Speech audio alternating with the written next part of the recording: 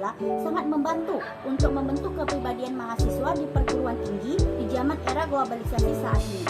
Selain itu, memberikan pemahaman dan penghayatan atas jiwa dan nilai-nilai dasar Pancasila kepada mahasiswa sebagai warga negara Republik Indonesia, serta membimbing untuk dapat menerapkannya dalam kehidupan bermasyarakat, berbangsa, dan bernegara, dan mempersiapkan mahasiswa agar mampu menganalisis dan mencari solusi terhadap berbagai persoalan kehidupan bermasyarakat, berbangsa, dan bernegara melalui nilai-nilai Pancasila dan Undang-Undang Dasar Negara Republik Indonesia tahun 1945, serta membentuk sikap mental mahasiswa yang mampu mengapresiasikan nilai-nilai ketuhanan, kemanusiaan, kecintaan terhadap tanah air dan kesatuan Republik Indonesia. Setelah mendapatkan pendidikan Pancasila, saya lebih sadar dengan apa yang terjadi di lingkungan sekitar. Sesuai dengan sila keempat, bahwa harus ada pemimpin yang bertanggung jawab.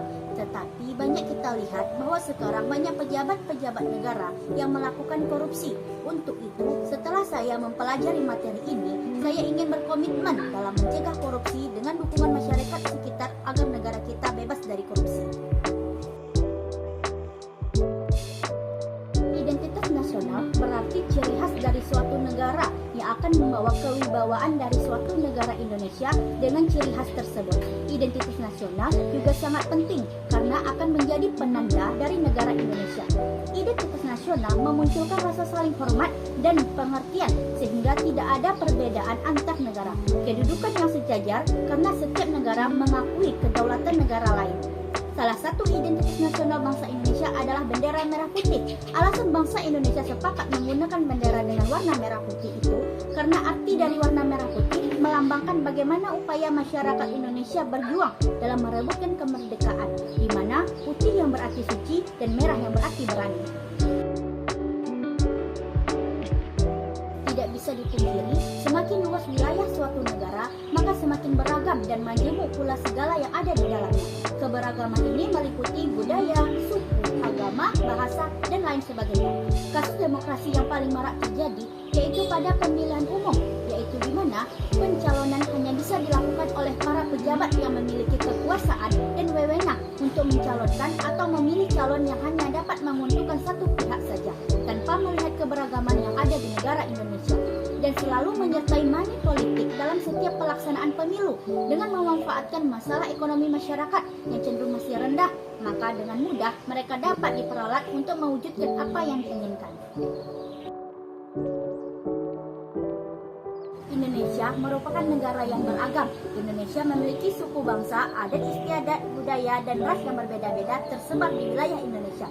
Namun, keberagaman tersebut terus dilakukan diuji dengan munculnya berbagai konflik yang terjadi di berbagai daerah. Salah satu contoh kasus yang berkaitan dengan keberagaman yang sampai menjatuhkan korban jiwa yaitu konflik Ambon. Konflik yang berlangsung pada tahun 1999 hingga 2003. Dalam konflik ini banyak menjatuhkan korban jiwa. Konflik Ambon berlangsung selama 4 tahun.